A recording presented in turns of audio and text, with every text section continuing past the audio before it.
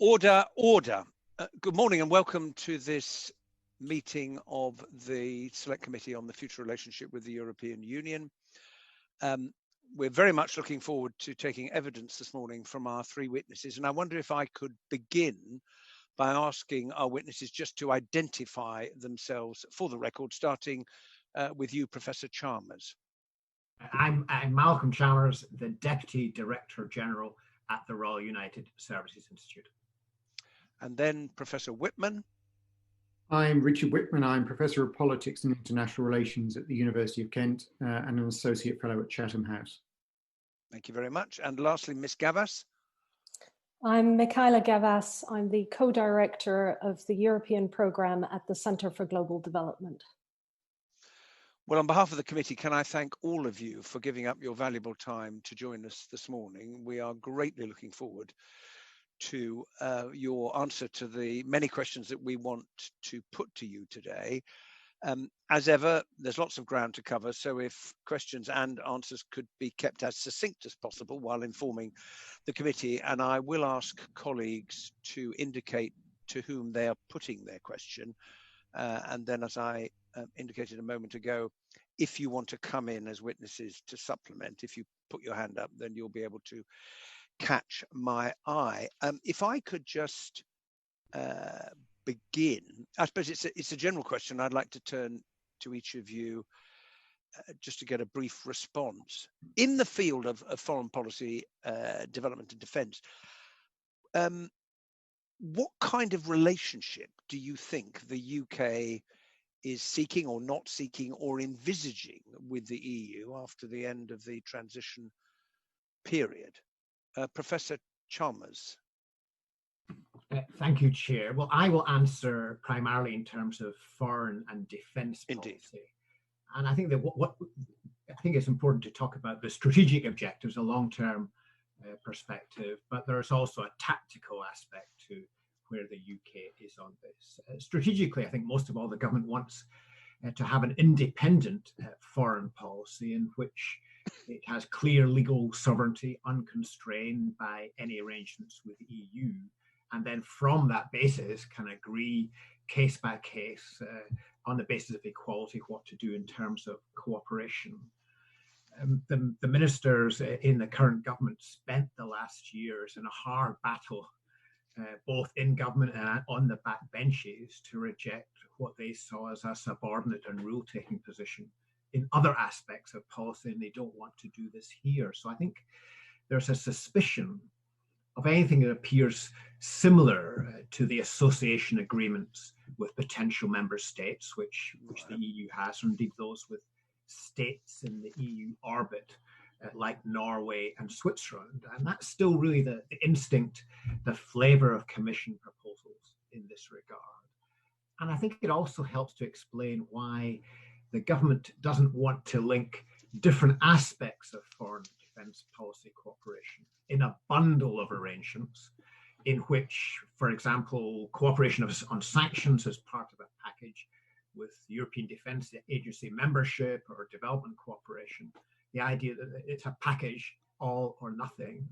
And I think it's also why the government is suspicious of a deal on foreign and defence policy being linked to a deal on trade and internal security and so on, perhaps under some overarching governance agreement. So there's clearly both a strategic and I think also a tactical commitment, a view that trade is hard enough already, why complicate it? And that doesn't mean that there aren't areas for cooperation on foreign and defence, but as you know, the government doesn't want that to be covered. Our government doesn't want that to be covered in this agreement. Now, there may be a tactical point here. There may be a sense in which, well, if the EU places value on something in this area, then at some stage they may be prepared to pay something for it in terms of other aspects of the negotiation. So I wouldn't entirely rule out this being part of an overarching agreement, but I think there's certainly a tactical sense. I get a sense from our government people that they don't see a value in the UK being more forward-leaning on this. Okay, thank you very much. Professor Whitman. Well, thank you very much. Perhaps just to add to Professor Sharma's comments, I'll talk about the foreign and security and defence aspects. I mean, I think there's been a bit of a shift from the May government to the Johnson administration. And I think what we've seen, particularly since the beginning of this year, that through its actions, the government is taking quite a different line from what was really intended in the political declaration. So I think broadly the government's position now is it wants to combine a sort of bilateralism with other EU member states and then ad hoc cooperation with EU institutions if that's helpful or in the national interest.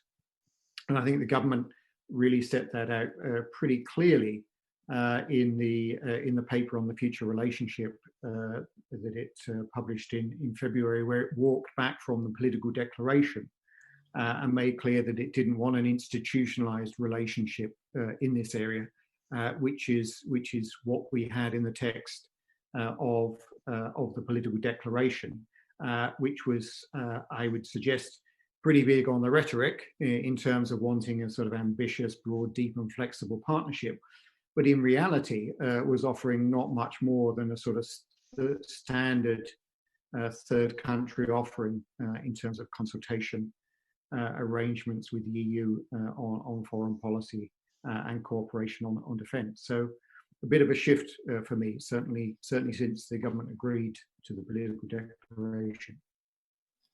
Okay, and Ms. Gavas? Yes, I agree with Professor Whitman. I mean, the UK does not want a formal relationship with the EU, but it does want to be treated like any third country without any special privileges. And as Professor Whitman said, this is a real shift from the previous line under the May government, which did call for a deep and special partnership that went beyond existing third country arrangements. I would also add that on the 24th of May last year, DIV had published a non-paper, which was titled "Why It Makes Sense for the UK and EU to Continue to Work Together on Development." And that paper claimed that it made sense for the UK and the EU to continue to work together on development, and specifically proposed 3 priority areas of security, migration, and humanitarian aid, which could form the basis of a strategic partnership on development. And that would include things like mutual side-by-side programming and potential areas of joint funding in the future. But the UK now seemingly wants to avoid formal structures with the EU and to work instead on a case-by-case basis through ad hoc coalitions and small groups. But I would say that the EU's development priorities are very closely aligned with the UK's.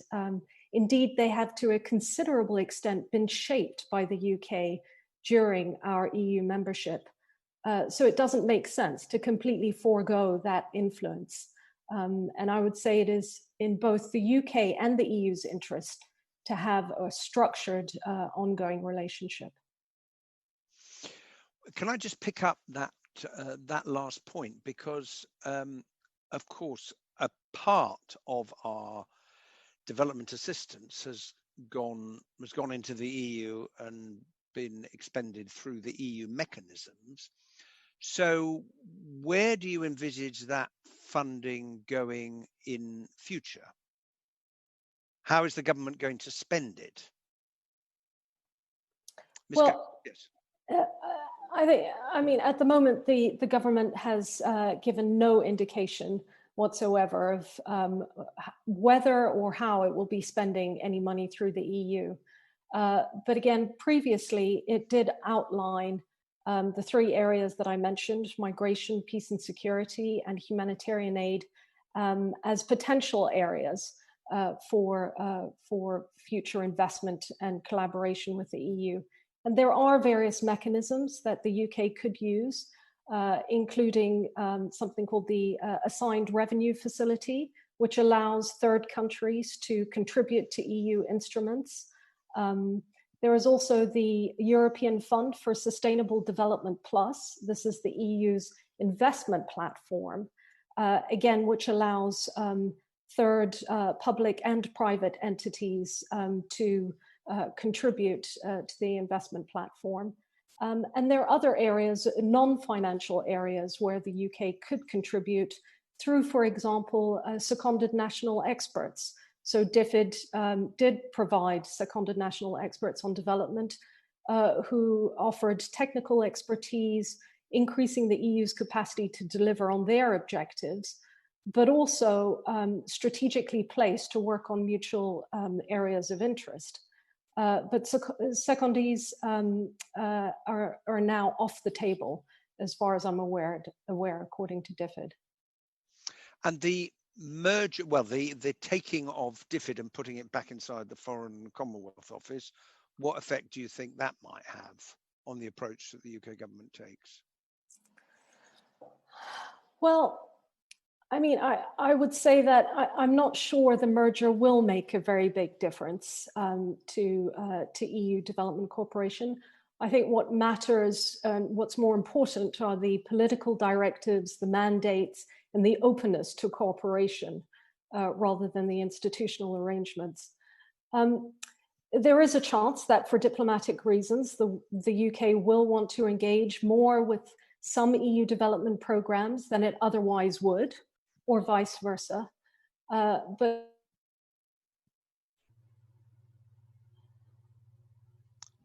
now I think we've just lost the signal from. Hello? Yes, we just momentarily lost you. Oh, I see. Would you like to continue? Yes, sure. I was saying that my sense is that DFID was operating on the basis that a political choice would be made with respect to the depth of the relationship, and that the civil servants would try and pick the most efficient and effective course compatible with those political choices. And I think that remains true post-merger, but the objectives they are dealing with are now broader. I would say that the issue goes beyond the EU. The focus of DFID and the FCO is actually very different. And without finding the right balance, the impact of the UK's aid budget will be dramatically reduced, including for UK's interests.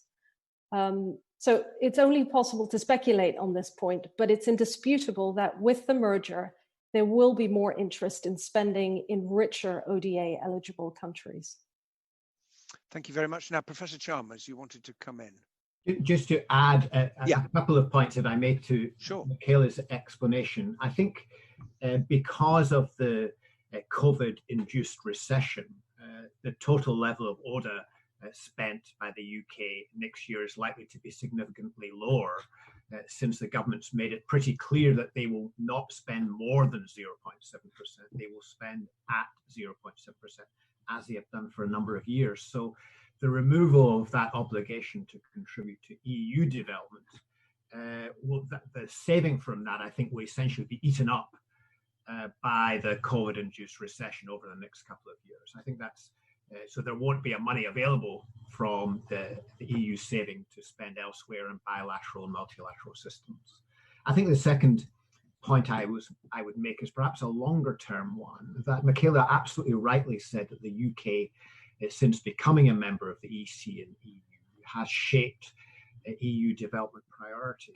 And specifically, it shaped it from a development program which was primarily focused on Francophone countries to one that was more wide-ranging. And I think there will be a question over time whether the UK leaving the EU means that EU development priorities, which are already very neighbourhood focused rather than global, become more focused on those neighbours who are of most interest to existing member states, and the UK's influence will not be there.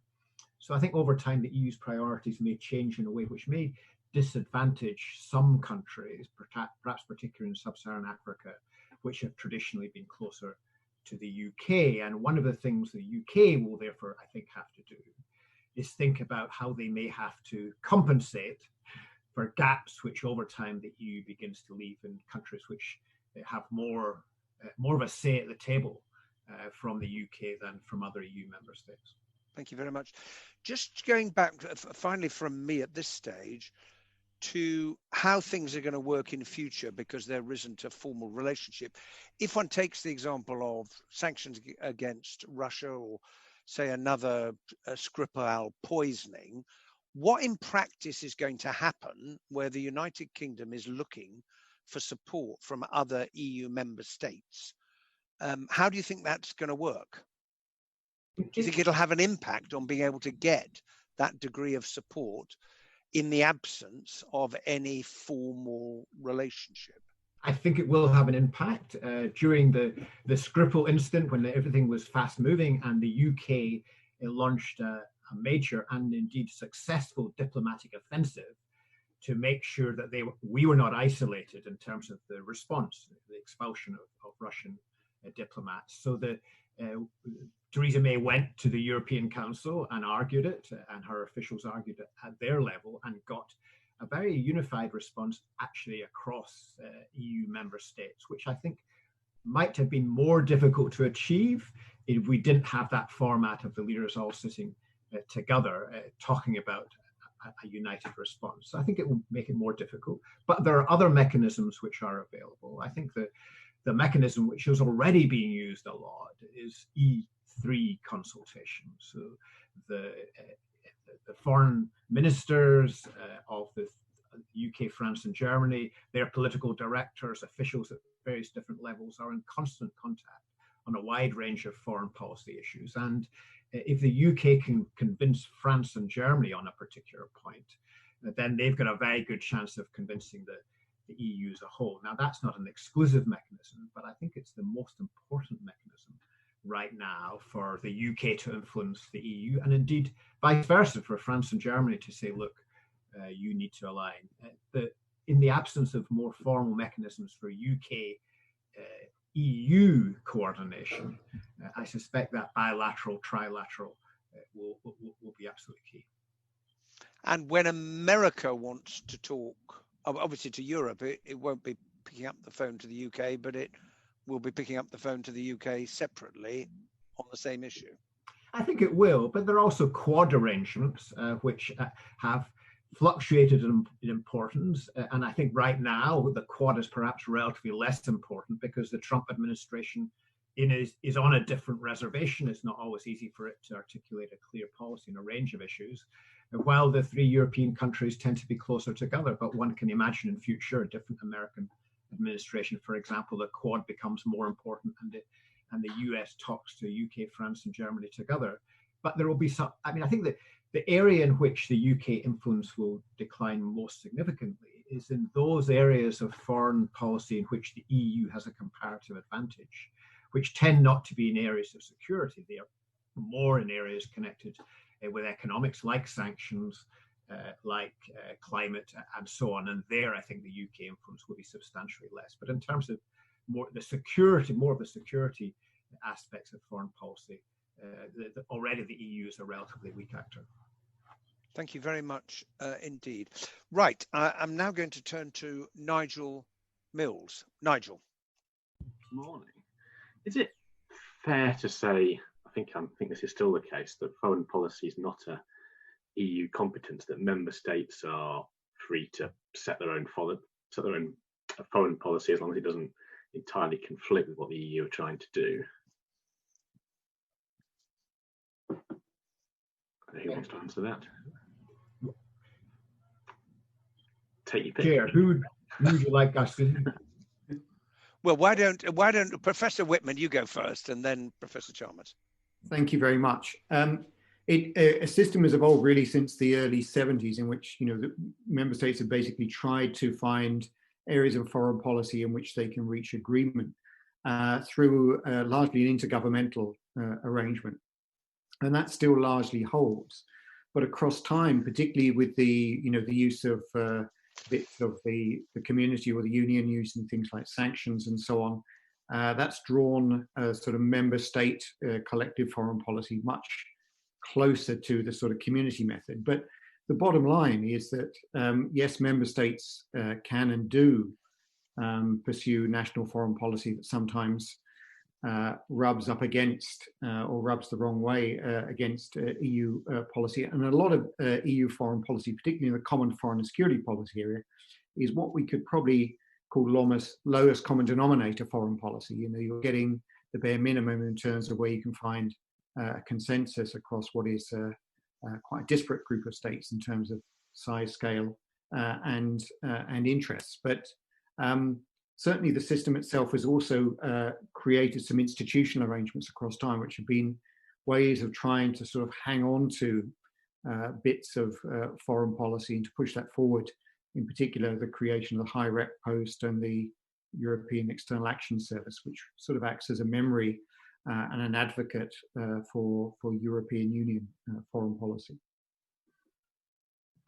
But perhaps I could add to what Richard said. I think it's important to see foreign policy as not only being about security.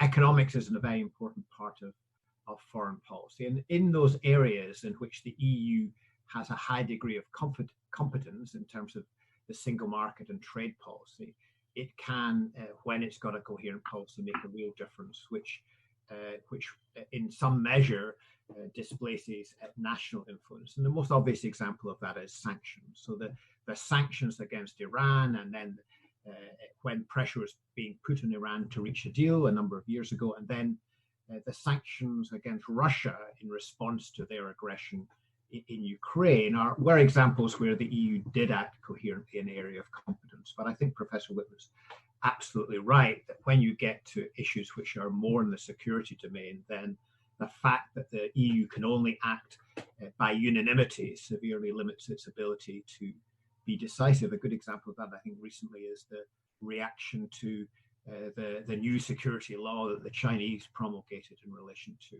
Hong Kong, where I think the UK would have liked to have been able to put out a strong E3 statement on that. But France and Germany essentially felt that they wanted to seek EU unanimity on this question, which resulted in a much weaker statement than the UK was content with. And therefore the UK instead reached out to Canada and Australia to provide a multilateral framework for response to those events. So in light of all that, it seems to me to make reasonable sense for the UK leaving the EU not to want foreign policy to be part of a structured agreement, because that just seems rather odd, given that while in the EU we're free to choose our own foreign policy. It would be strange then in leaving to try and end up with some constraints as an independent country. So does it not kind of make sense to want to move to a bilateral position where we work together when we can agree, and if we can't, then we don't, and then maybe we can look at this when there's more time and not other tricky negotiations going on? I mean, that just seems a logical way to go about this, doesn't it?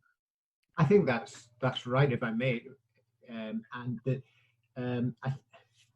think one model for a healthy and close foreign policy relationship, and indeed to some extent defense relationship, it would be the relationships we've developed with the United States and France over time, the bilateral relationships, where in both those cases, although that's quite an ambitious objective, may not be achievable in the short term, where there's provision for sharing of information at a very detailed level, sometimes with a significant degree of classification. And also there are mutual secondments. So under the Lancaster House Agreement with France, we're now at the 10th anniversary of that, and we put in place a wide range of exchanges of people. There are French officials sitting in the policy planning department in the Foreign Office in London and vice versa. There are military officers seconded and all that sort of thing, which in no way constrains the sovereignty of either the UK or France. And similarly with the UK special relationship with the United States, doesn't have a big treaty where we have formal consultation, but in practice, because we understand each other well, we are able to anticipate each other's moves and not have surprises and cooperate on the basis of sovereign equality. Michel Barnier said a month or so ago that he didn't understand why we weren't more keen to talk about this as part of the negotiations. But from what you're saying, it seems like you understand perfectly why we're not. But have we somehow thrown away a negotiating advantage by not wanting to put this on the table now? Or is there nothing really we were going to give away that we could have used to buy something else that we want? I can't see we'd have agreed to defence cooperation in a formal, structured way to get a fishing deal or something. So I'm not sure we've negotiated badly here or something. It's just not something that we're that keen to engage with at the moment. Professor Whitman? Yeah, please, Richard. If I may, I think part of Mr. Barnier's puzzlement was because obviously the plans for foreign security, defence and development cooperation were in the political declaration, and of course his mandate for negotiation included cooperation in that area. And the EU itself has produced, a draft treaty or treaty text to cover the modalities of cooperation. I mean, essentially treating the UK as a third country. And I think because the UK hasn't produced an equivalent document or hasn't set out its own position, that's caused a certain amount of puzzlement, I think, in other member state capitals as well as in Brussels. And I think it's probably fair to say that it's quite difficult to leverage cooperation in this area against the trade negotiations, partly because the payoffs from the EU side perhaps are calculated in a different way on foreign security cooperation than the way they are on trade. But I think also because the sort of fine detail of cooperation is rather clunky, I would say, frankly, and that's quite different from the kinds of ways in which the UK cooperates with other partners. Professor Chalmers, did you want to add anything? Yes, I think that there is still a sense from the Commission, and maybe that it's mainly about that negotiating mandate, but I think it's, as Richard said, but I think it's perhaps rather deeper than that. If you look at the negotiating directions to the Commission in 25th of February, it put great play on agreement on core values and rights, so commitment to the Paris Climate Change Agreement, commitments on non-proliferation, small arms and light weapons, human rights, and so on. And although it was at a level of generalities, nevertheless, I think the reaction from the government here is, well, basically the core of the agreement we wish is something to do with trade and things connecting with that. Why are we making all these commitments? Which may mean nothing, but they may mean something. It's going to be in a treaty in relation to political factors. And I think it's also the case perhaps in relation to foreign and defence policy. I think there's a wariness, perhaps particularly with a foreign secretary we now have with a legal background, to be making a lot of commitments which the legal import of which is unclear. So I think here, now that doesn't mean that you might not get into a situation in which the EU and UK are close to a deal on trade and regulation, and the Commission feels it needs a little bit more of a concession on the political framework, the foreign policy framework, in order to get it over the line in the European Parliament. And that I think is unlikely, but it's certainly a plausible scenario. And there perhaps the UK government would be willing to make concessions. But I think there's probably a feeling that were the UK to put a proposal in this field on the table at this stage, then it would weaken its bargaining position rather than strengthening. It's better for the Commission to be the demandeur and therefore reasonably expecting to have to make some sort of negotiating payment in return. Okay, thank you. Is there anything else you wanted to ask, Nigel? No, I'm done. Fine.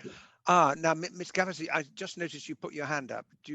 Something you want to add briefly? Yes. Yes, thank you, Chair. I just wanted to add something from a development perspective. I would say that what Professor Whitman and Professor Chalmers said on foreign defence policy perhaps doesn't hold true on development. So from a development perspective, development is characterised as a special form of shared competence called parallel competence. And this essentially means that the EU may undertake activities and conduct a common policy, which it does through the European Consensus on Development, but it does not prevent the member states from exercising competence of their own in development specifically. So, I mean, I think the key factor here is that the EU and the UK are absolutely closely aligned on development objectives. And you know, as we move into a world of increasing global challenges, and COVID being the primary one at the moment, this is going to require greater collective action and collective effort, and therefore some sort of structured relationship would seem sensible at this point. Thank you very much indeed. Right, I'm now going to turn to Nicola Richards. Nicola. Thank you, Chair.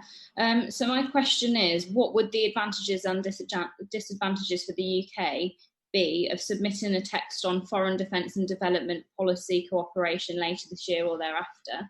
And I think, first of all, maybe Professor Chalmers, you'd like to answer first.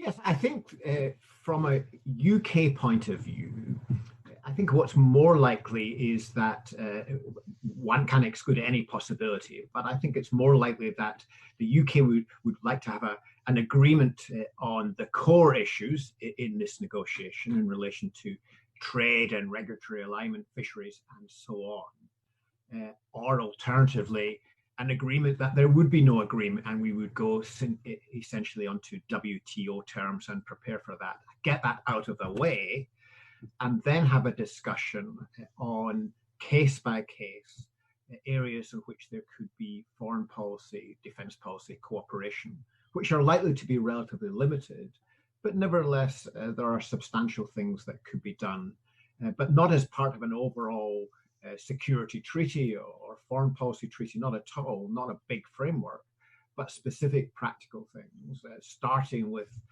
an information security agreement, without which very few other things can happen in this area, because every aspect of cooperation, foreign defense policy, has a classified aspect. It's very hard to have a meaningful conversation on the latest development in the world if you're unable to share anything which is not open source. So that's number one. And number two, as I said earlier, you can imagine a ramping up of arrangements for mutual secondment to a level which people are satisfied with. But those are, the information security agreement would have to be a legal agreement, I think. But the mutual exchange is something that can develop over time. So I think that's my perspective, is that's what's the most likely scenario. It may be that given the wider context of a clean Brexit or a disruptive Brexit, that it will be hard to take that forward very rapidly. But I think that's something to aim for. And I think over time, both the EU and the UK would have a strong interest in doing that, not least, I think, because from an EU point of view, a Commission point of view, they will not want a situation in which the UK is sharing a lot of information and thinking with member states on a bilateral basis, most of all with France and Germany and the UK's close partners in Northern Europe. But the Commission is not able to share that because it doesn't have the information security arrangements in place. Thank you. Michaela, did you want to comment on that? Yes, thank you. I think, I mean, my understanding is that at a civil service level, both UK and EU officials have been instructed not to discuss the future relationship.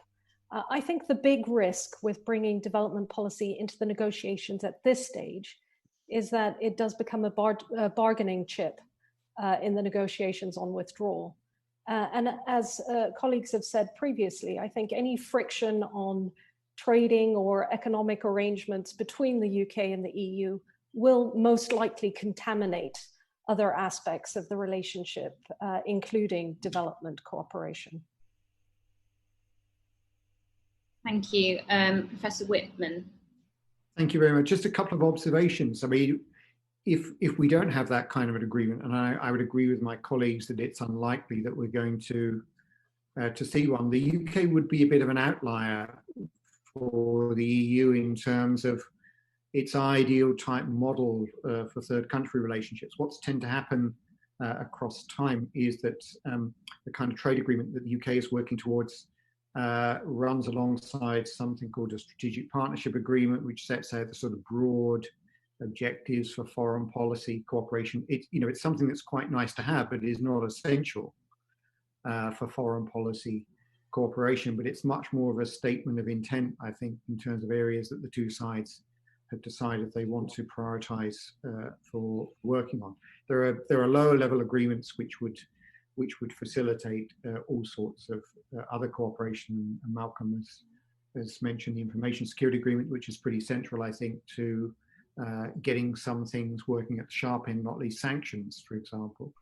And otherwise, I think this is an issue that's just going to keep coming back, of course, because whatever is in place now, the UK's walked away from a close working relationship, one that works reasonably well in terms of efficiency gains from dealing with a lot of countries at the same time. And I think that putting that back together in some way would be something sensible to do, but not in the time frame that we're talking about of the negotiations or concluding the negotiations. Thank you all. That's all from me, Chair. Thank you very much, Nicola. Right, now turning to Barry Shearman. Barry, over to you.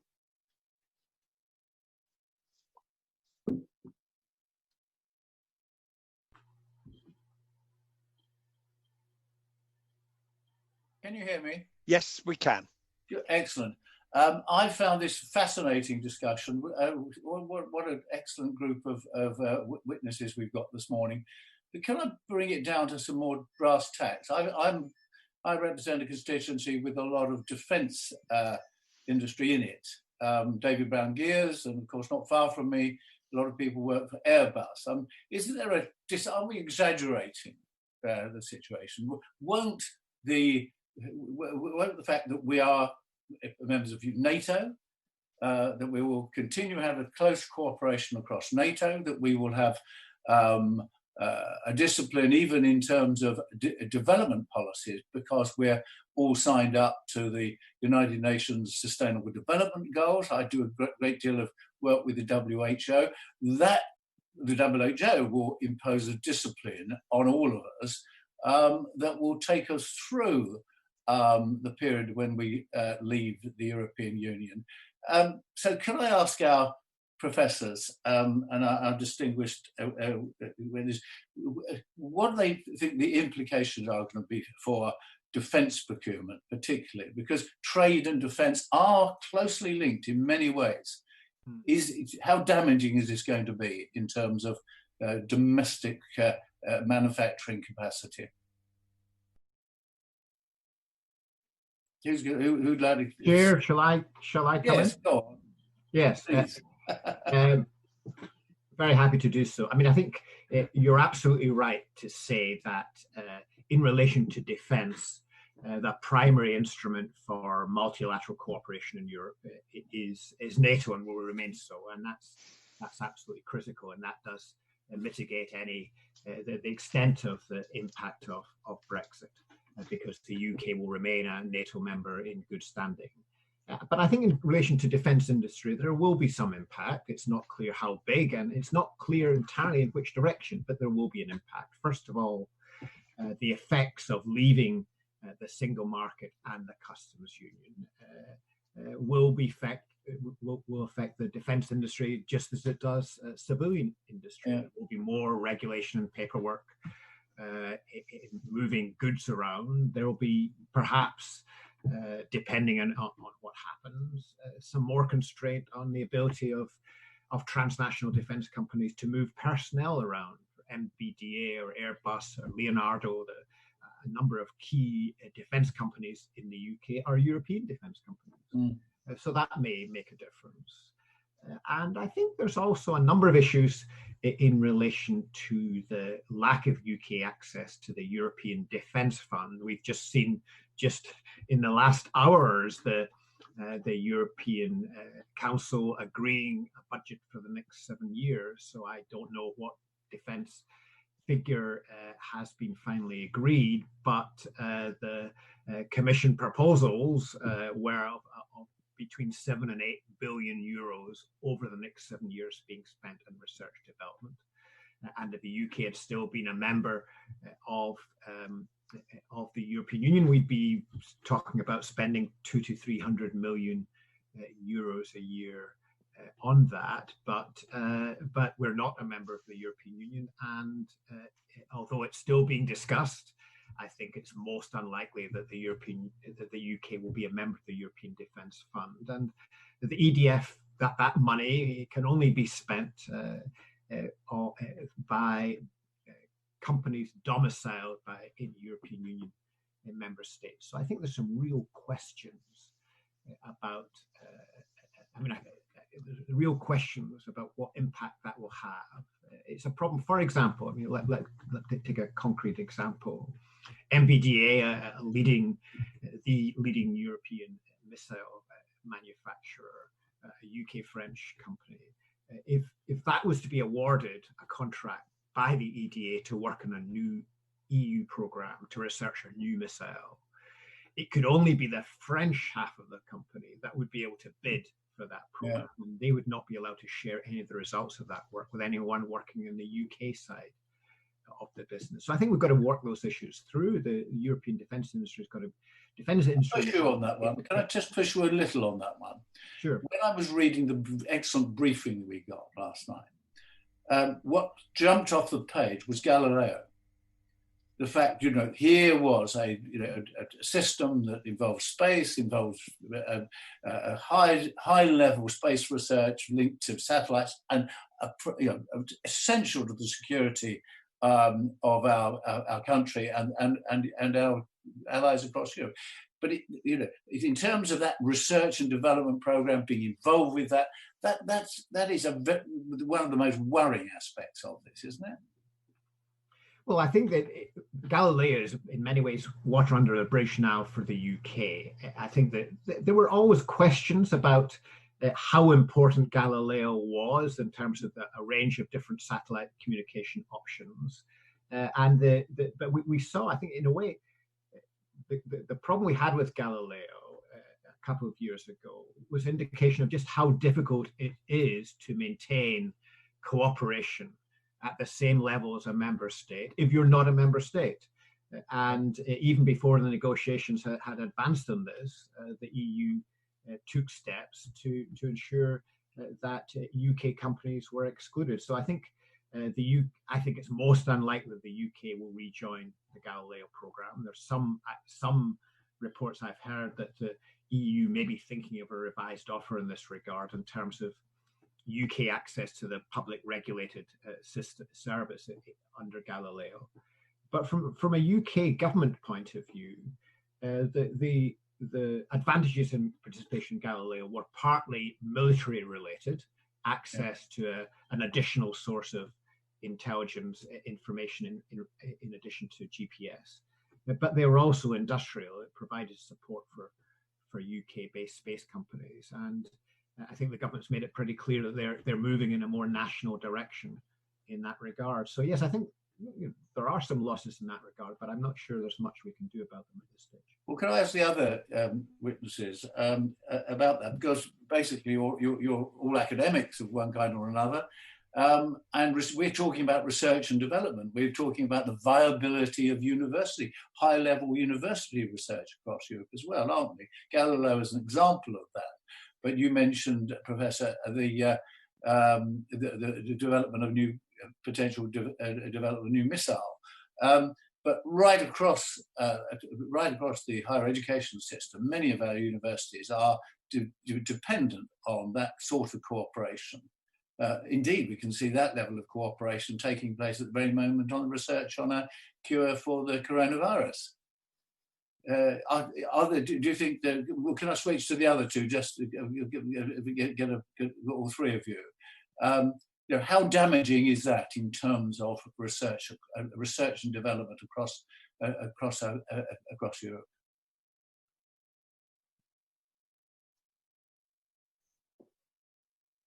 Do you want me to specify? No, I'm happy Professor to. Whitman, please. Professor Whitman, I want to hear from you. Thank you very much, and thank you for the questions. Perhaps obviously we still don't know what kind of relationship the UK is going to have to some of these broad cross-national science programs, the Horizon programs, and so on. And that's still in the works. Is not going to be clear for some time. But I think the issues that you raise are important issues for the medium term in particular, because the defence and sharing and building the European defence industry capacity was until the pandemic, one of the key priorities for the European Commission that came into office last year. And although the sums of money are quite small at the moment, have been squeezed further in the recent budget negotiations. The EU hasn't yet worked out how third countries should fit. European Defence Fund that Malcolm mentioned. Moment that's only has potential access for European economic area countries such as Norway. If you look at the so-called permanent structured cooperation, which is the way in which member states are supposed to be working together to pool on projects of common interest to improve defence capabilities. The EU, again, there hasn't worked out how third countries are going to fit. So it's not just a problem for the UK, it's also a problem for the US and for others. But it is a political priority for the European Union. So perhaps we need to keep an eye on the fact that it was intended that significant resources were going to go into defence research. And as it is intended that those have a payoff in terms of the ability of EU member states to work together, these won't bear fruit for the medium or long term. And so perhaps not an issue for us at this stage of where we are in working out the future relationship with the EU. But I think they have the potential to become a more significant issue as time goes on, if member states decide that they want to pursue these as priority.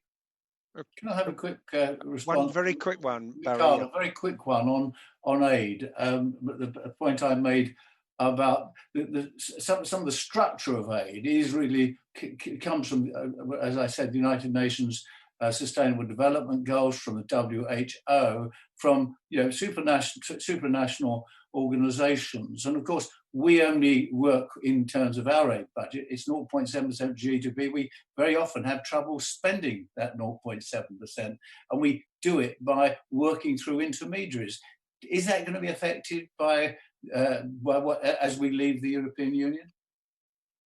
Yes, thanks for the question. I think it will be. I mean, the UK has been recognised as an important voice in the EU, especially in global negotiations and as negotiating as the EU. It was certainly more likely to secure UK objectives than acting alone, especially given the tendency in UN negotiations to adopt a block approach. So, for example, a Team EU approach with a burden-sharing agreement enabling individual member states, including the UK, to lead negotiations on certain issues or goals, actually paved the way for successful outcomes on the Sustainable Development Goals, as well as the climate action agreements, the COP. So I think the same is true for the Team Europe approach to the COVID pandemic, where member states and the European banks are coordinating positions. They're supporting each other for a much better division of labor. And in some countries, they're going through their other donors to deliver where those donors have a stronger presence. So I do think it's going to have a detrimental effect on the UK. Thank you. Okay, thank you very much indeed. We now move to Philippa Whitford. Over to you, Philippa. Thank you very much, Chair.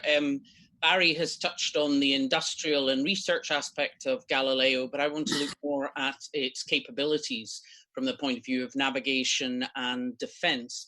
And if I could start with Professor Chalmers, and then I'll bring in Professor Whitman and Ms. Gavas afterwards.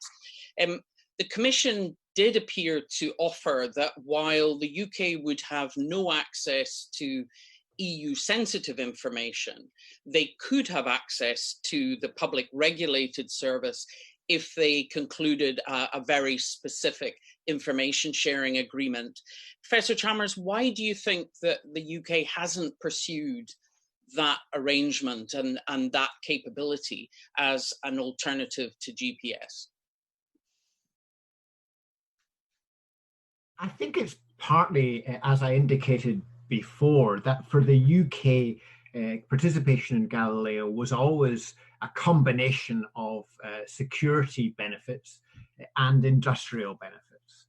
And the UK's attraction also, without the industrial benefit, which has largely gone as a result of the decisions now taken in relation to Galileo procurement, without that, I think the UK would find it difficult to justify the expense which would be involved in the UK continuing to be a participant in this, particularly as it's not at all clear whether the government's arrangements for Galileo going future would give the UK an adequate voice in an arrangement which would still be a European Union arrangement. And it's a microcosm of the broader concern that any arrangement in which the UK sits at the table without an appropriate weighted vote risks pulling it back into an entanglement which it doesn't want, and nor does the Commission want the complication of the UK having a vote at the table. I think this is also fair to say that certainly in my interaction with people involved in this issue, I don't pretend to be a technical expert. There's a wide variety of views as to whether Galileo is really the system for the future, is actually rather a legacy of the past. And in 10 or 15 years' time, there may be a wide range of other more secure and more cost-effective forms of military communication. So I think in terms of the value for money argument for Galileo is really not a strong one. I think if you look at the latest Commission proposals in relation to this, then the Commission still, as I understand it, is linking UK access to the public regulated service of Galileo to European Union access to future UK systems, complicating it further, given that, as I understand it, the Commission would be asking the UK to make some financial contribution to the Galileo system, but it's not clear the Union would be giving financial compensation to any proposed UK system. And that's just by way of illustration that it gets very complicated very quickly. And I think the instinct of this government, understandably, I think, is that they will support mechanisms for cooperation with the European Union, which respect sovereignty on the one hand, but also, I think, have a very strong case in favor, whereas the case is a bit less clear and less overwhelming, than the instinct will be to stand aside. The UK government's purchase of a 20% stake in small satellite array company OneWeb is being presented as an alternative to Galileo. But obviously these are quite small, low Earth orbit satellites that are designed to provide internet communication. They're not an equivalent of the more stable mid-Earth orbit larger satellites that are required for navigation. So as this would mean completely redesigning the satellites, is this really an alternative, or is it a little bit of smoke and mirrors to kind of say, don't you worry, we've got something? I don't have the level of technical expertise to comment authoritatively on that. You're clearly raising an issue of some controversy, but I just can't answer that question. Okay, thanks. Maybe Professor Whitman, I don't know if you have an opinion on the reason for putting forward OneWeb. Particularly, it's a bankrupt company that produces these small satellites in America. So it's hard to see what the advantage is. And they are not at all the same kind of satellite that you would design to put at 22,000 kilometers as a navigation satellite. No, I mean it's a puzzler, but I think there was obviously an opportunity there, and as I understand it, one of the bits of value that OneWeb has is its access to launch capabilities and scheduling for launches, satellite design, and so on and so on. But as they're currently configured, both those satellites which are in space, but also those that are planned, don't have the global navigation satellite sort of recognition element built within them. And it would require some effort and some significant challenge, I think, to make that possible. And of course, the business model for OneWeb was to make money from providing internet services. So that may no longer be an option. But I think there is also, as Malcolm has alluded to, there's a lot of work going on sort of future generation systems, and there is interest in low Earth orbit systems providing redundancy, extra redundancy, for example, in terms of communications and so on, alongside the medium Earth orbit systems like Galileo and the traditional GNS systems, the positioning systems. So is that not the problem, that the low Earth orbit is either about Earth observation or about communication? And I mean, OneWeb has only launched just over 10% of what they had proposed as their array, whereas the navigation ones are about 3 to 4 times the size. They have to carry atomic clocks, they have encryption equipment, etc. I mean, they're just really a totally different class of satellite that sits in a totally different part of space. Yeah, I mean, as you say, I mean, they were designed and constructed and launched for a very different purpose from some of the suggestions that have been made that they might be used for now. So clearly, there is quite some work to be done, both in terms of whether the satellites can be reconfigured, whether they can take those extra payloads, and so on, to make that kind of system possible. And even with all of that, I think it's probably likely that they would have to act in a sort of interoperable way with the existing systems anyway. So particularly for the positioning, navigation, and timing bits that are the useful bits of other systems. So I think it's not an easy fix, if you like. It is something that may have a payoff, but it may also, it may not, frankly. Ms. Gavas? Sorry, this is not my area of expertise at all. That's okay. Thank you very much. Thank you, Chair. Thank you very much indeed, Philippa. We now turn to Stephen Kinnock. Stephen, over to you. Thank you very much, Chair, and many thanks to our panel for some really insightful analysis and views today. I just wanted to ask you to do maybe a bit of blue skies thinking. I know that might be slightly unusual for this sort of session, but we are in uncharted waters. So I suppose my point is this, that the West, so to speak, is facing a suite of very, very serious challenges. We have the rise of China. We have an increasingly authoritarian Russia.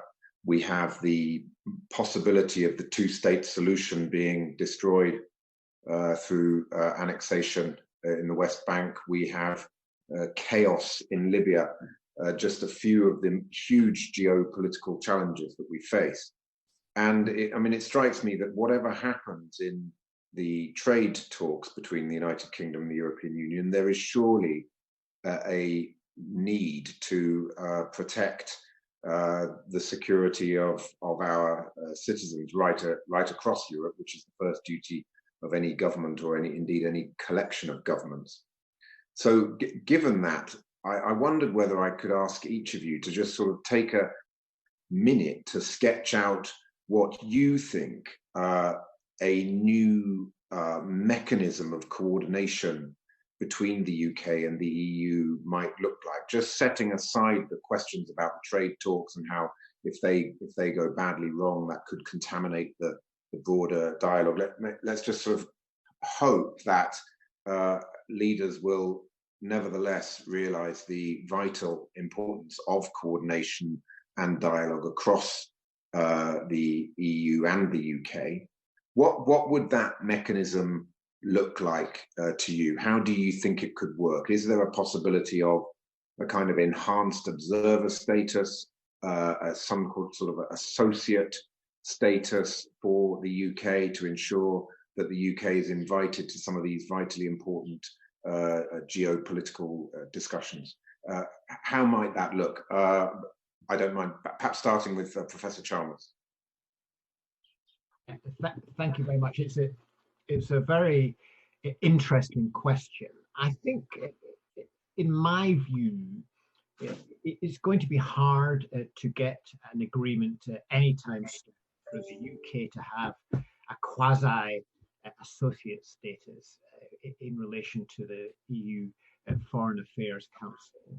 And I think that's partly because of UK concerns about sovereignty and not wanting to feel bound by an agreement in the Foreign Affairs Council. But I think it's just as much because European Union member states would fear that a UK in the room, even if we don't have a vote, it would unduly shape the discussion in a direction which would weaken the authority of member states and indeed blur the distinction between being a member state and not. So I don't think looking at that overarching framework is the most productive way to go ahead. Rather, I think we need to think of a range of other arrangements which can achieve a similar impact. First of all, of course, NATO is a key overarching framework for defense issues. It doesn't cover every foreign policy area, but it is an important overarching framework. And then within that, we have, of course, the Joint Expeditionary Force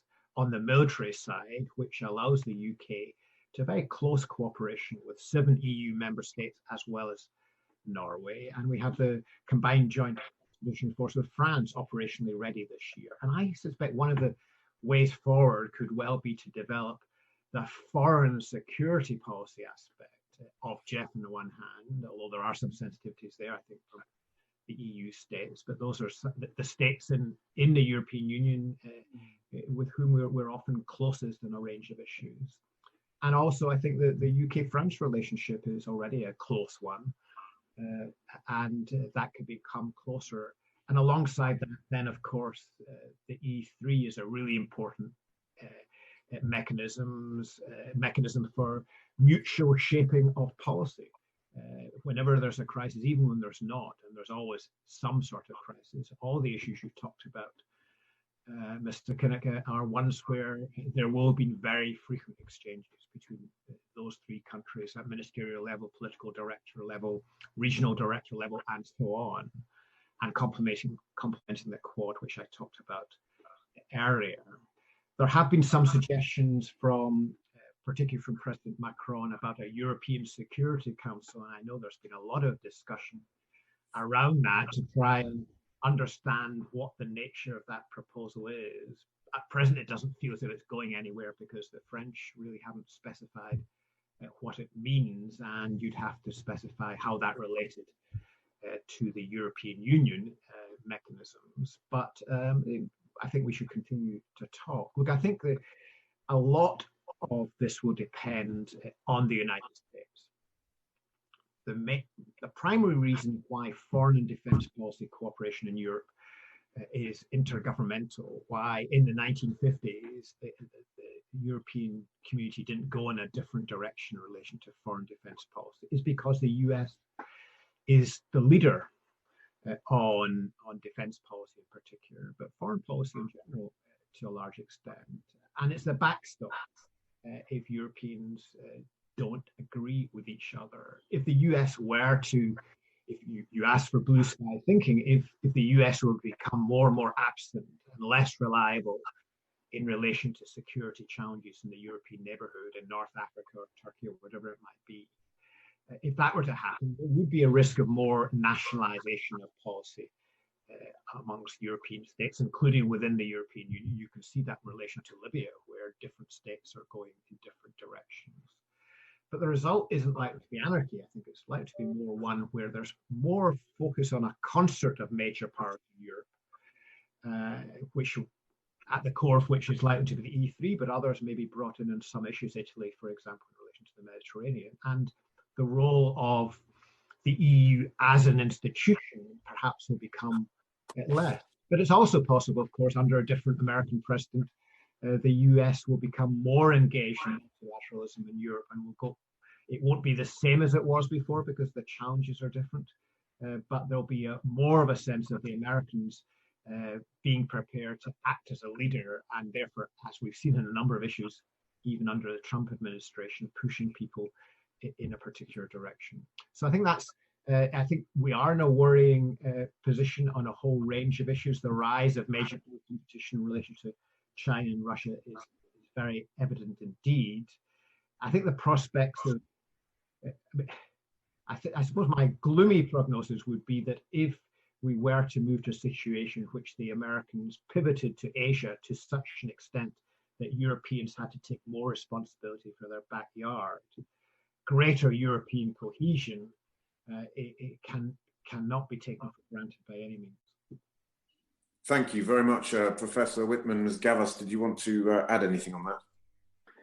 If I may, just a little bit. An observation, first of all, is that with the UK leaving or having left the EU, that means that 3 large European states, UK, Russia, and Turkey, are outside the EU rather than within the EU orbit, and that does raise questions about the architecture and arrangements for managing European security and for European diplomacy. And I think, being frank, the EU and particularly other member states haven't quite yet come to grips with the consequences of Brexit in those kinds of terms. And I think there's been a bit of a paucity of thinking in other EU state capitals.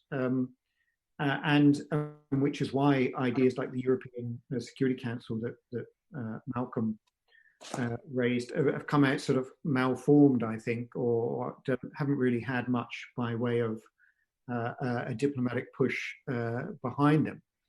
And I think that those kind of discussions are going to have to happen sooner rather than later, and we're going to have to find some kind of mechanism for that higher level interaction, because other forums such as NATO, for example, because of the number of states involved, doesn't really allow perhaps for that kind of thinking, and the transatlantic relationship may well be complicated, again for the reasons that Malcolm has suggested.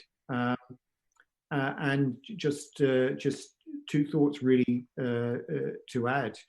The E3, I think, is certainly a very interesting proposition and makes a lot of sense. And the colleagues at Chatham House, we're putting out a report in a couple of weeks which looks at the possibilities for the UK of using the E3 because it's there to be used, and I think it could be used in a more effective way. Second point is that I think that all of the arrangements that the EU has offered so far in the context of the Brexit negotiations have been pretty poor in their thinking about how you accommodate a state like the UK. I mean, they've essentially thought about the UK as a standard third country along the lines of a Norway type deal, if you like, with the UK for foreign security and defence policy cooperation. And the EU's been very reluctant to think about the UK along the lines that it does the United States, which is, there's a kind of higher level, broad, overarching declaration that covers the relationship. But a lot of the nitty gritty actually happens on a day-to-day basis, on an intensive basis, outside of the arrangements that the EU has cooperation on third countries. So I think the UK is a key part of the jigsaw in terms of how we're going to manage the diplomatic order in Europe.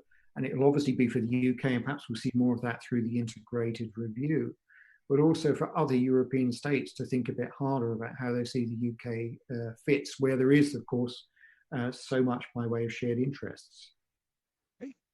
Thank you very much. Thank you very much indeed. We now turn to Sally Ann Hart. Sally Ann. Thank you, Chair, and hello to our witnesses here today. I just want to have a quick look at NATO and PESCO, bearing in mind that the UK didn't opt into PESCO. How does the closer EU-NATO cooperation fit in with PESCO? I would ask Professor Chalmers on that one first. I think the UK will continue to have an interest and will support close EU-NATO cooperation. I think undoubtedly it's in the interest of the two to work together, and indeed certainly EU proposals for investment in increased military mobility across Europe is an example where there's a very direct link, and where NATO military commanders have been urging an EU effort to make sure reinforcements can go from west to east, or indeed in other directions in a crisis. Of course, the obstacles to that cooperation are more from Turkey and in relation to Cyprus, which if anything are intensifying. So I think that's a problem. But as I indicated earlier, in relation to the European Defence Fund, the prospects, which is the most substantial in financial terms, outcome of that PESCO discussion, I think the chances of UK participation, UK defence industrial participation in that are relatively limited. And in a way, it's in a paradoxical way, although the UK normally welcomes increased defence investment by its European allies for very obvious reasons, and burden sharing reasons, I think there will and should be mixed feelings about the European Union taking a direction in relation to funding defence in the EDF, which could potentially undermine the prospects for pan-European defence cooperation. I think we've had a long period in which, as Richard indicated, the only two major European powers that were not in the European Union were Russia and Turkey.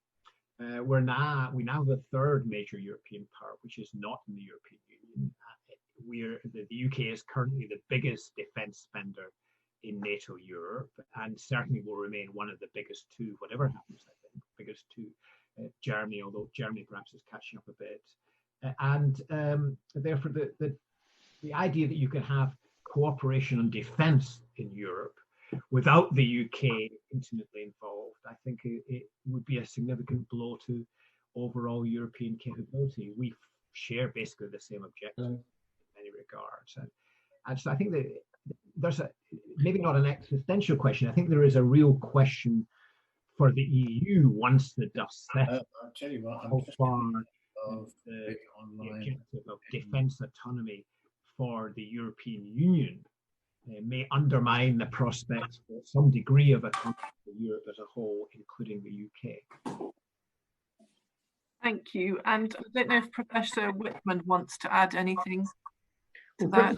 Just to add a little bit maybe on where PESCO in the EDF might go. I mean, this was a bit of a watershed moment for the EU and having the EDF, in the sense that we're talking about EU money now trickling into defence or defence industry.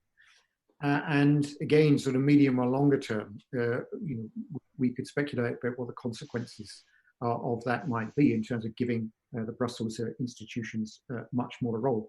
I think PESCO is interesting because PESCO is the sort of thing that I think the UK has been quite happy to do sort of bilaterally and trilaterally with other individual countries, but now has a sort of European Union wrapper around it and facilitated by EU money. And for the UK, I think it's probably a good thing that member states of the European Union would want to increase their capabilities, but the rub really being whether they're duplicating what already exists elsewhere and whether they are of use for NATO. But, it's also a hedging strategy on the part of European states because of their anxiety about US commitment to Europe. And although it isn't framed in those kind of terms, it is obviously intended also to provide an alternative for cooperation within NATO if there was ever any future question mark over NATO itself.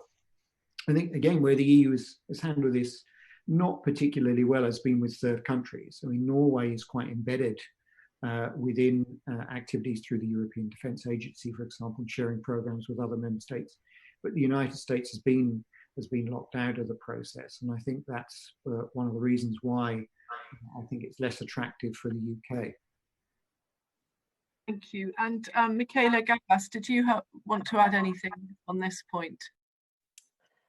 I mean, maybe I could add on a broader development cooperation point. I would say that there are precedents for either country level or regional level joint UK-EU initiatives along the lines of France's initiative in the Sahel, for example, the Sahel Alliance, which was launched in 2017.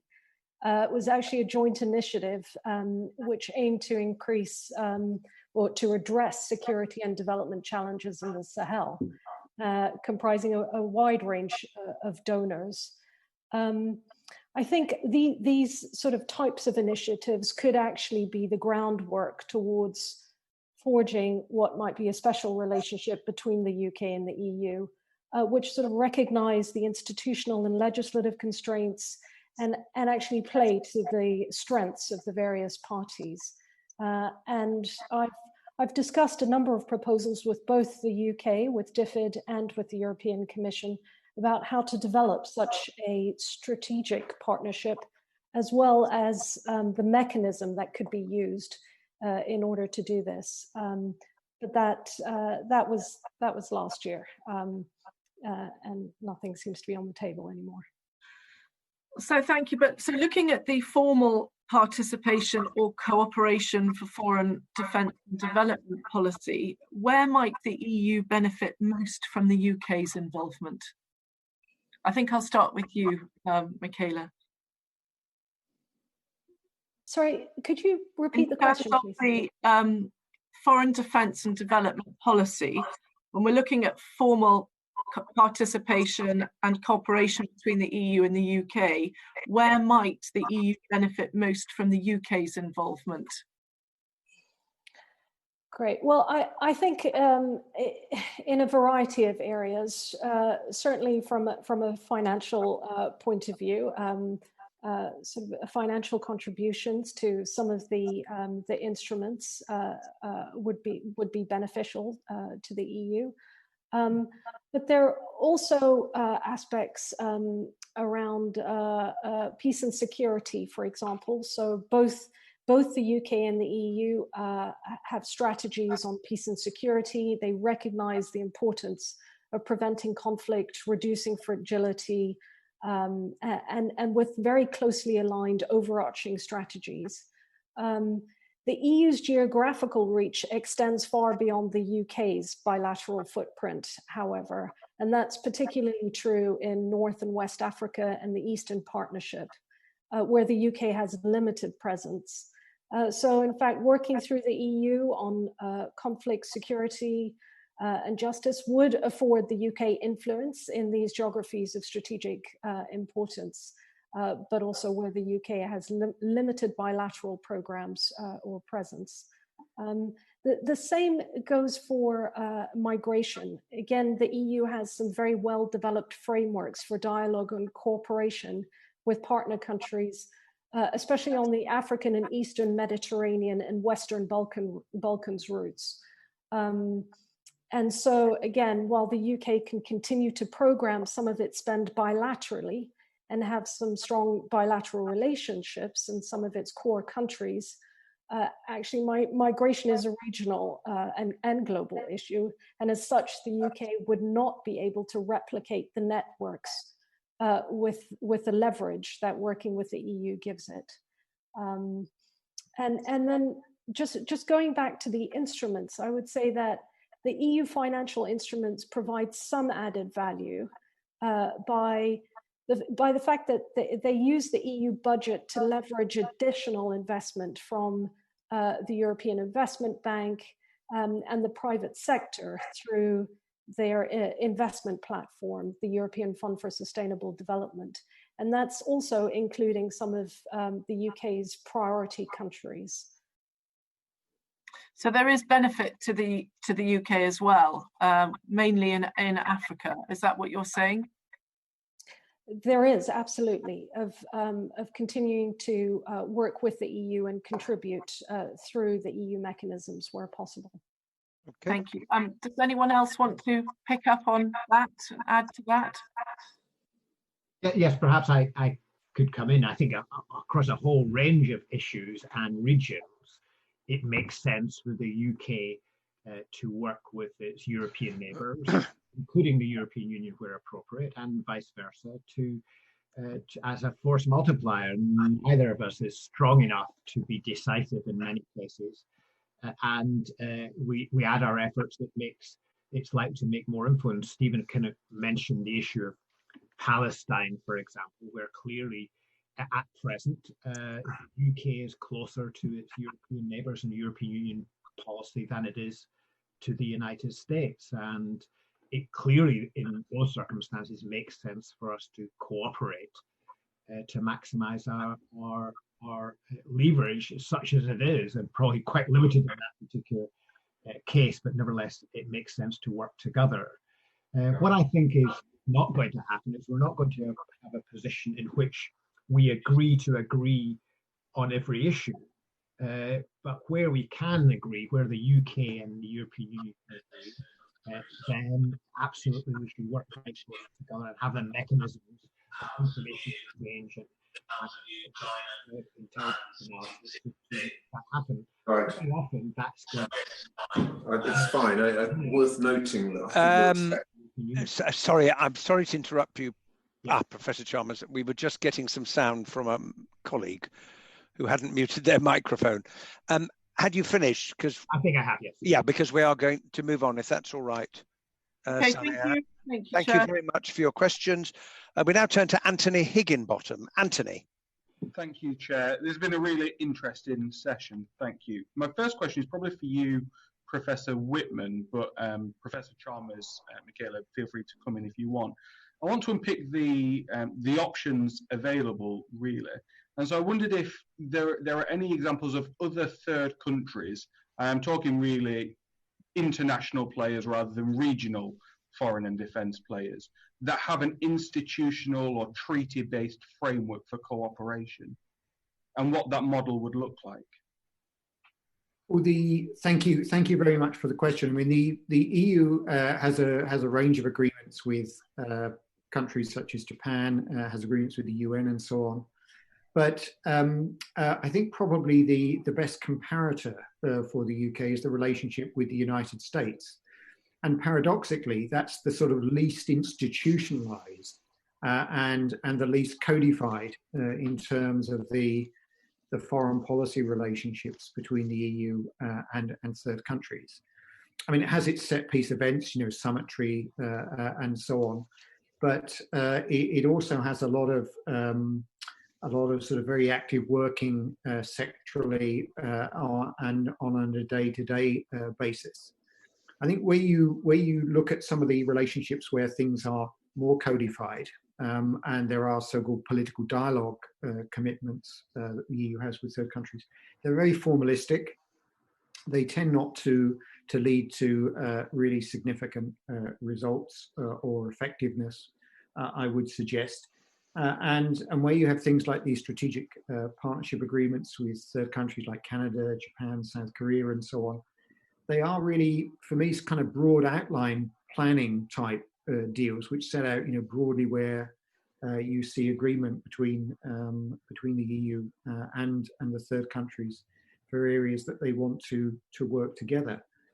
And so I think across time, the EU's really kind of struggled to find an appropriate format, because there's really a key rule of thumb for the EU, which is the decision-making institutions involve member states and not third countries.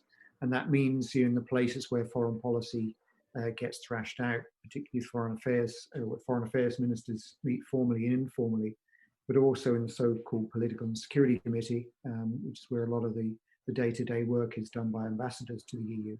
Third countries don't sit. And therefore the sort of utility of participation within EU decision making is not on offer to a third country in that way. So I think there is some value for the UK in kind of stepping back, looking at how the relationship works with the US, for example, and contrasting it with other relationships like the Norway relationship or the Canada relationship, and being clear about, if you like, choosing the good bits rather than being drawn into the rather mechanistic and formalistic arrangements, which I think probably have less utility for the UK. Professor Chalmers, did you want to come in? No, I'm happy to leave. And I agree with what Richard said. That's really so. If you look at the broad suite of organisations that we're a part of, the UN Security Council is a P5 member. I think you said the largest European NATO defence spender, the OSCE, the Commonwealth. Do you think there'll be any change to our engagement with Europe through that? Do you think they see that as a strategic value, and so actually the impetus is more from their side to maintain their influence within those structures than necessarily in the reverse? I mean, I think that there will be challenges for both sides. Brexit will make a difference. The result of the integrated review, I think, will be very interesting. A foreign policy focused review, in part because we are at this important turning point with Brexit. You're absolutely right that a number of other mechanisms are available, as well as bilateral relations, which I've contributed before. There's also the role in the UN Security Council. NATO, I think, is absolutely critical here, but the US clearly has a major role there, which makes it a different sort of mechanism. But I think fundamentally, the fundamental point is that the interests and values of the UK and its European neighbours are very close and are likely to remain so. And in some ways uniquely close for geographical reasons, but also close for political reasons, because we're all liberal democracies and we have our differences and our disputes, but we understand each other very well. And we're doomed to by geography, to work together in a way which we're not with countries with whom we're close, but are a very long way away. And there is I think that there are risks also for the European Union. There's a risk that the centrality of the EU in many of these issues will be diminished because the UK is no longer there. It's outside the tent, not inside. And there may be as it were, a gravitational pull that the UK exercises on existing EU member states who may look through the UK for guidance in relation to internal EU discussions, which may be a problem. And from the UK point of view, I think there may be some diminution of its ability to speak for Europe in other fora, whether that's multilateral fora or the UN Security Council or with the United States. Up to now, as Michaela indicated in relation to development policy, very often you would have a UK minister or a UK senior official acting and representing Europe in some forum. And that will no longer be possible to anything like the same extent. So it doesn't mean that the American president will never call the British Prime Minister, but they'll also be talking to Berlin and Brussels and Paris and so on. And perhaps more than in the past when the UK had more of that bridge role. I think the bridge role will be less significant than it has been. Yeah, that's really helpful. Thank you. And then finally, you've mentioned the bilateral ties, which are, for some countries very deep and very long-standing. What are looking at this from a member state perspective, if you're France or Germany or Poland, what are the advantages and disadvantages of using those bilateral relationships and strengthening them and deepening them versus using a European-led framework? Are there any advantages and disadvantages? I think it depends on which country you're talking about. I think in the security side, the most important bilateral relationship for the UK is with France, and that's deepening its quite a bit deeper now than it was a decade ago because of the Lancaster House arrangements and everything that's followed. But actually, it goes back much further than that, to the San Malo agreement way back in the early days of the Blair government. So that, I think, will continue to be important. I think France is rather sceptical about the role of the EU in relation to foreign and especially defence policy. And is quite happy, therefore, to develop that bilateral relationship and E3 relationship. I think the Germans are rather more ambivalent. The Germans put a lot of emphasis on NATO as a multilateral framework. So, but Germans, for all sorts of reasons, I think we understand, are more sensitive to anything that might undermine the role of the EU in a range of different areas, and therefore there's a sense in which developing too strong a bilateral relationship with the UK might in some way undermine the EU. And then there's a range of other bilateral relationships. I think in Eastern Europe, UK bilateral relationships with Poland or the Baltic states and so on, I think there's quite a lot of appetite in those countries for that. There may be a little bit of suspicion from other European countries about too strong a relationship between the UK and Eastern Europe, which those countries will have to take into account. And clearly we've seen just in the summit in the last few days, quite a lot of pressure from West European countries in relation to rule of law issues, in Hungary in particular. And I think there would be concern if Hungary or perhaps Poland developed a strong relationship with the UK, which was somehow or other being used as a bargaining chip against Brussels or the Netherlands. So lots of complexities there, but I think that's the Europe we live in. I think a UK outside the EU will mean that bilateralism, minilateralism will become more important in European foreign security policy than it has been in the past. If France is sceptical and Germany is ambivalent and the Eastern European or the Baltics value the bilateral relationship, where's the impetus coming for an institutionalized framework then? Is this just commission framework thinking, which is, look, we'll wrap it all up because that's the way we deal with third countries?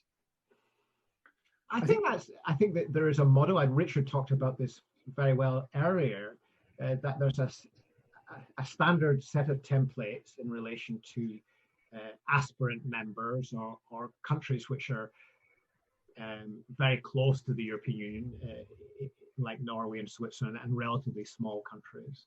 And there's an attempt to apply that to the UK, which I don't think is appropriate. And I think I agree with what Richard said in relation to the US being more appropriate. But of course, the US is not appropriate either, because the US is a superpower and we're a medium power and a rough power with France and Germany. So again, and we're a European country, which really makes a difference. So these, starting with the bureaucratic models is actually not the best way to proceed. It's best to start with the interests of the countries in question and then see how we can cooperate to pursue those interests, because for middle-sized powers, it's very difficult to achieve anything in foreign policy by yourself. You need to cooperate with others, create the structures to fit the interests rather than start with the structures and see which model works. But in a way, the EU, the nature of the EU is it's a rather insecure institution, precisely because its roles continue to change over time. There's an aspiration for them to change. So insecure. Okay. Can you put it on the desk? Thank you. Right. Thank you very much indeed, Anthony. I'm now going to turn to Mark Eastwood. Mark, over to you. Good afternoon, Chair, and good afternoon to all the witnesses that are here today. It seems to be on the red. Have we got some? I think, Rupert, if you could mute your mic until we come to you next. Sorry, yeah, back to you, Mark. No, you're all right. Thank you for that, Chair. We've covered the US quite a lot in this discussion, but I just wanted to expand on that. And I'd like to start with Ms. Gavas, if I could. And the question is, what impact is the current American administration's approach to international foreign defense and development policy having on UK and EU policy and the attitude of the European states, and really from a development perspective from yourself? Thank you. I mean, I don't have the strong sense that the UK or the EU takes much of a development lead from the US. I would say, however, that sort of Trump's America first, but also China's influence have led them to perhaps turning away from a value-based policy with less emphasis on democracy and human rights. And this, I would say, is putting pressure on the EU as a value-based partner. So the European development offer, I believe, is distinctive because Europeans increasingly believe in the mixed economy, so a regulated market economy focused on socializing risks and public services. And this is what sets Europe apart from other actors, in particular China and the US. And it helps forge this vital middle ground between purely market and state-orientated approaches. And this advantage is further accentuated when looking at the immediate aspects of the US and China's external responses to the COVID crisis, which actually highlight important systemic issues. Okay, in terms of development then, from a US perspective, you said they don't have that much influence, but can we expect major shifts if President Trump is not re-elected later this year? Will there be a change? Certainly to US development policy, I think there will be a very, very big change. I can only speculate, but I would see a much stronger movement towards multilateral approaches, and certainly less of a focus on perhaps spending foreign aid, strictly for purposes of strategic interests. Fine. Thank you very much for that, Ms. Gavas.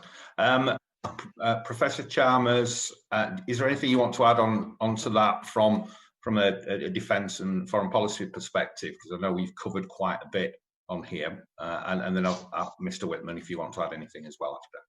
Yes, if I could. I think were President Trump to be re-elected this November, and we had another 4 years of his administration, then I think there's a very substantial risk of the American-European relationship getting a lot worse.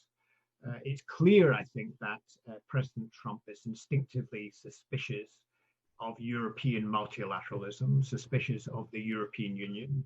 He's and indeed suspicious of NATO almost as much. And so far, he's been persuaded to maintain the American commitment to NATO. But it's his opposition to NATO over the last couple of years has not been a tactical one. It's not been only about burden sharing. I think it's been deeper than that, and it reflects a deeper nationalism in his approach to the world, which is mirrored, I think, by a number of his key aides in government. So we've had a President Trump who radicalized over his 4 years, and I think we would have to live with the risk that he might radicalize further.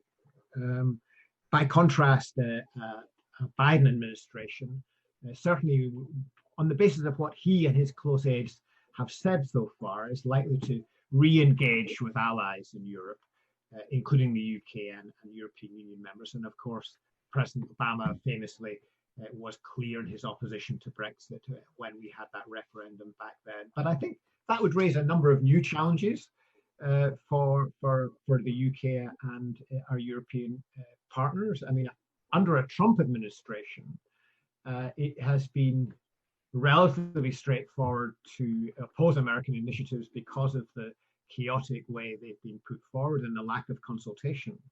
I think a Democratic administration is more likely to consult. And consultation, of course, is a way of involving you in requiring you to participate in subsequent action. So I don't think it'll be an easy ride, but I think in terms of it will be closer to the the long-standing multilateralist consensus we've had in terms of relations between Western states, which I think would be welcome by the British government and also by our European allies. Okay, Professor Whitman.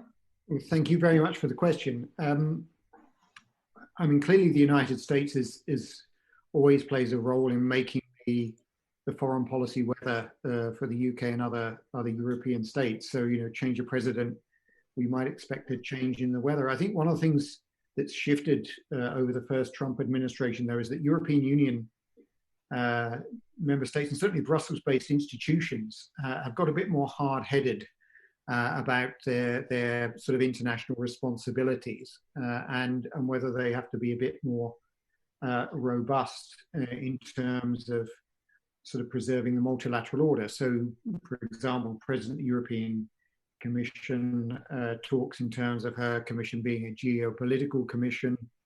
You know, the current High Rep for the EU, Mr. Borrell, says the EU needs to learn the language of power and so on and so on.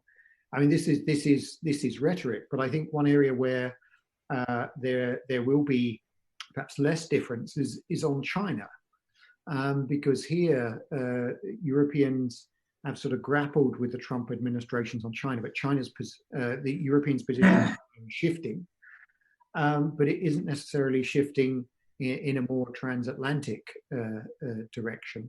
It's as I think was put by the EU's foreign policy choice. The EU wants to have a policy like Frank Sinatra, my way. It wants to have a different China policy from the US policy. And in these kind of circumstances, this makes things a little bit tricky for the UK, particularly if it's trying to navigate between where it sees its values and approach broadly aligned with Europe, but there is some pressure from the US for a different position on China. And I think there we may see possibly a little bit more continuity between Trump and a possible Biden presidency than might be the case in the other areas where others, I think, have quite rightly said we might expect a change.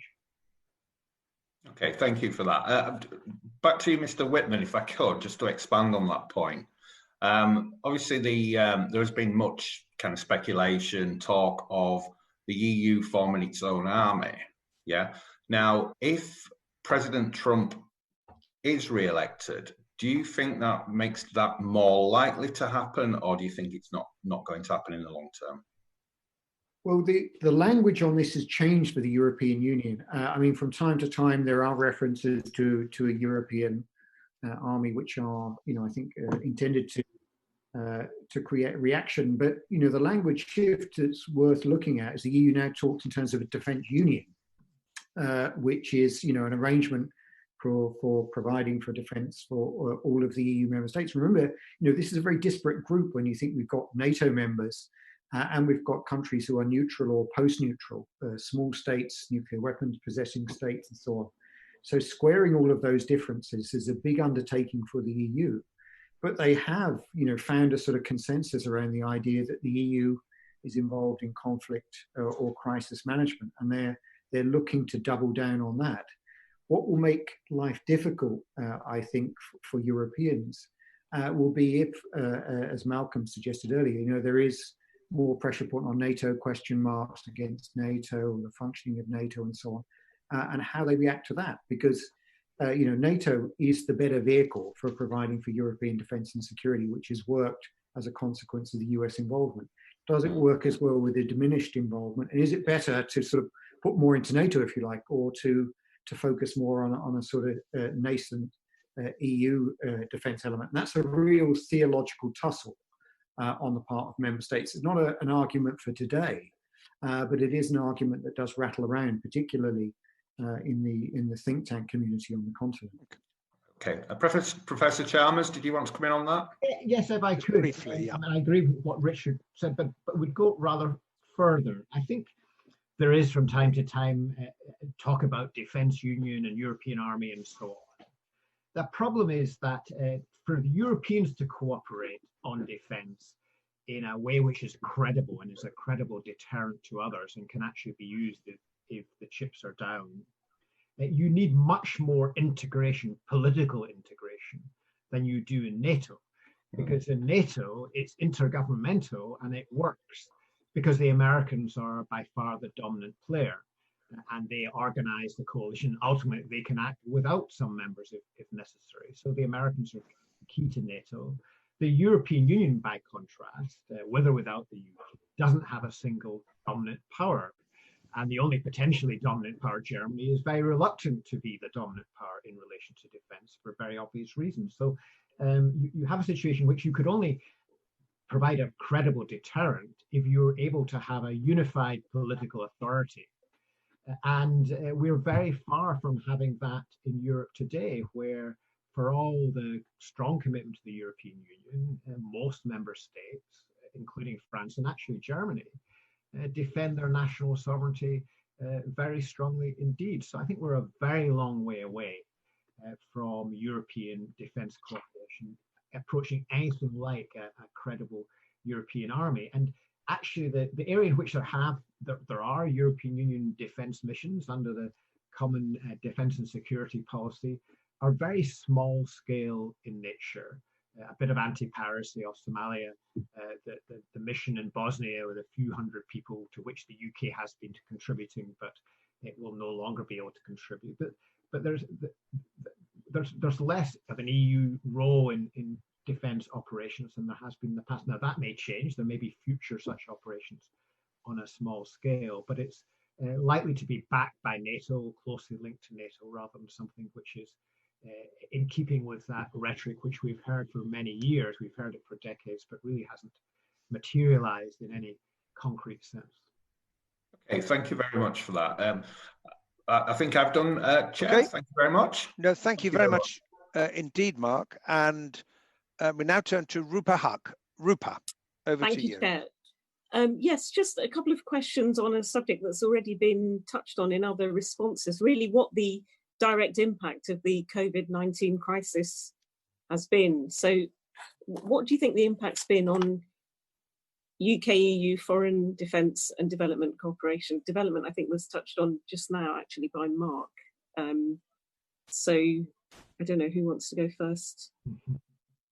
Should we have the professoriate? Professor Chalmers, you're top of my screen.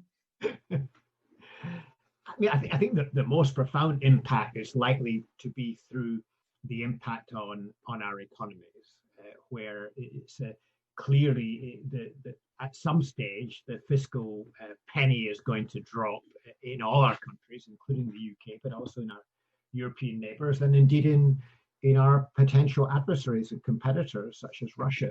There's going to be a lot of pressure on defense budgets and diplomatic budgets, and really difficult choices are going to have to be made, if not this year, in years to come. So I think that's one of the biggest impacts. I think the other thing I would observe is that the contrast between the international response to this crisis and the international response to the financial crisis in 2008 is a rather stark one. Back in 2008, there was a strong coordinated response, and this time clearly that has been entirely lacking.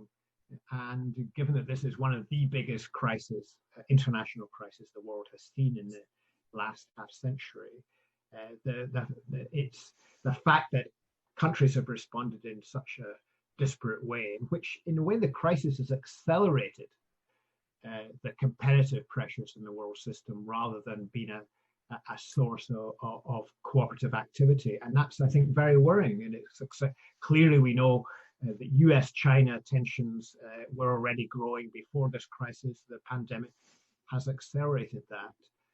And a number of other, some of the trends towards state weakness, potential state collapse, we don't know where, but even looking at the events in Lebanon in the last weeks, the COVID crisis has clearly accelerated that crisis in Iraq, Libya, a number of places where COVID is making a difference. But I haven't come out of the events of the last 6 months, really since the beginning of the pandemic crisis, feeling the prospects for international cooperation are good. Rather, there's a sense of accelerating renationalization of foreign policy, not primarily in relation to defense at present, but these different silos are, of course, related.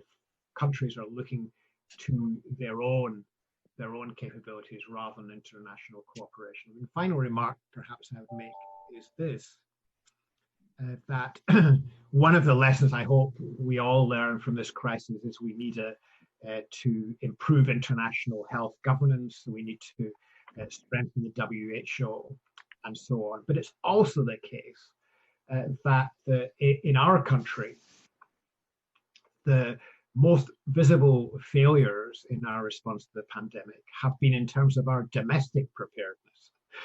So other European countries faced with the same lack of international cooperation have managed to perform significantly better in terms of excess deaths so far. And therefore, I think one of the lessons we will draw in the UK, and I'm sure will be part of the integrated review the government's planning to bring out later this year, is putting more resources into national resilience in relation to preparing for future emergencies, whether natural or future epidemic disease, or indeed biological attacks of one sort or another. Because there's a sense, I think, that perhaps, certainly in the communities I talk to, that perhaps there's been too exclusive an emphasis on power projection, and there needs to be a bit more emphasis on our ability to prepare for security threats, including pandemic disease. Thank you. Yeah, no, the retreating international enclaves, certainly at the beginning when there was the daily press conference with the COVID Olympics, it really did feel people have, rather than looking for pan-national global solutions. And Michaela Gavas, what do you think of that question? Thank you. I mean, I think that the current crisis will turbocharge the social debate and even possibly reinvigorate the European social model, which has been in decline over the past decade or so. I think this will also have an effect on Europe's international assistance and investment, which before COVID was disproportionately weighted towards economic and infrastructure investment rather than social investment. So I think we are going to see a relative reprioritizing of core public services versus growth and infrastructure investments. I think we're going to see a higher European donor priority to developing country disease suppression, in particular to prevent cross-border reinfection. But all this being said, we're as European countries deal with deep recessions, I think development budgets will no longer be able to withstand the pressure, and they are going to decline quite substantially. I would also say that on the R&D front, I mean, Europe needs to be seen to be contributing to the global antivirus-related R&D basket, and they are doing so, as is the UK. But they will do it even if that displaces other health spends and other development goals. And so, it may be that they go back to the drawing board for actually what defines official development assistance.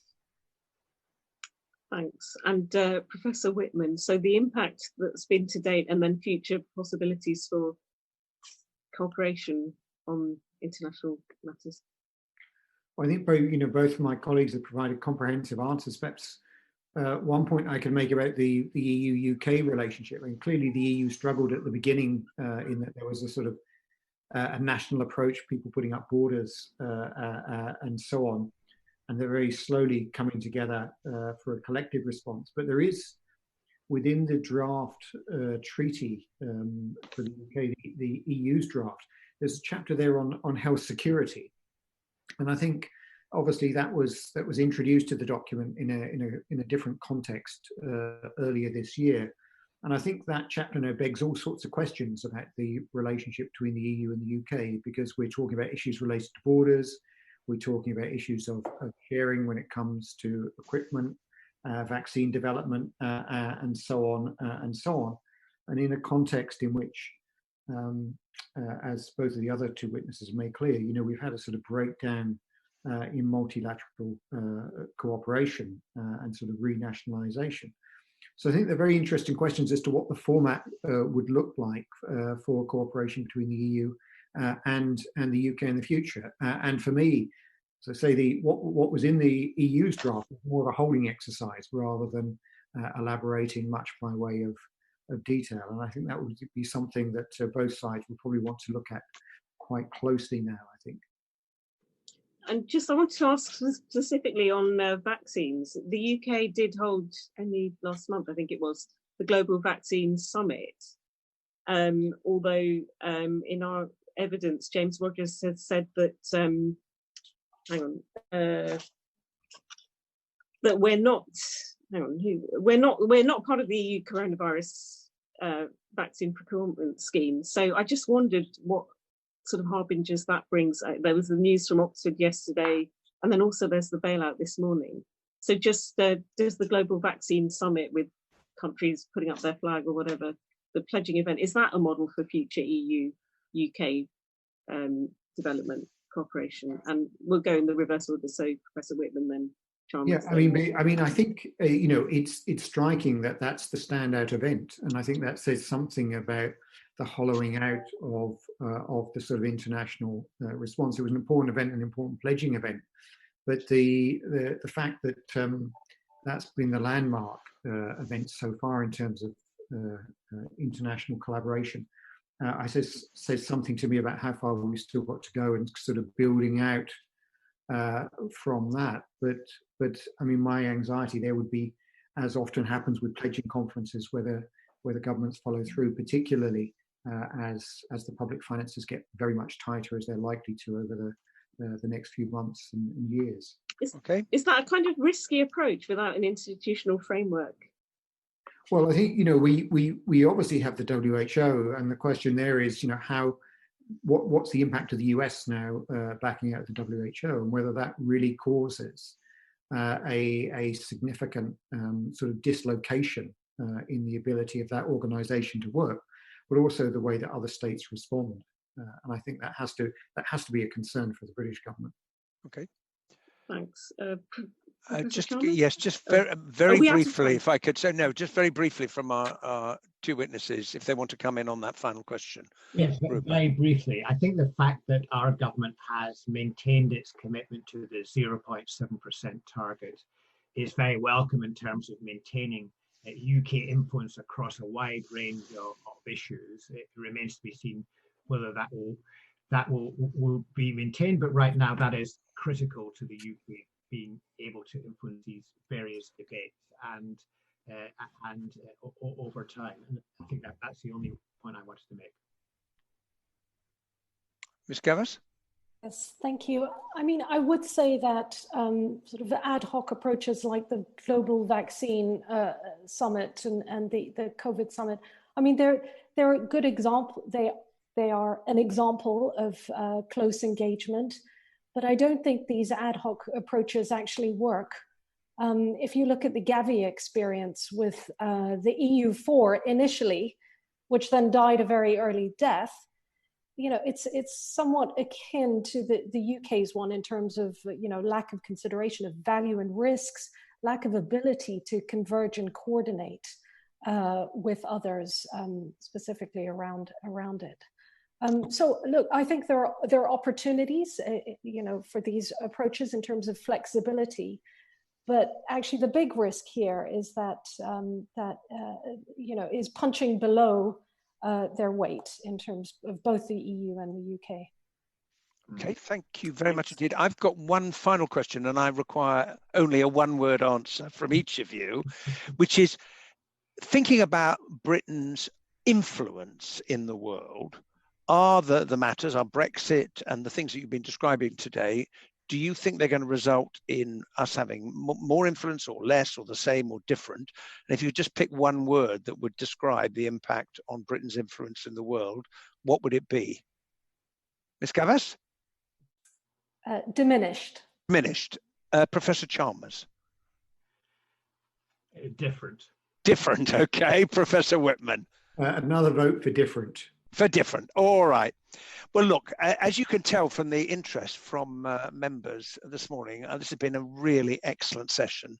And we are very grateful to all of you for the answers that you've given and for giving up your valuable time to share your insight and your expertise with the committee. And with that, that brings the session to a close.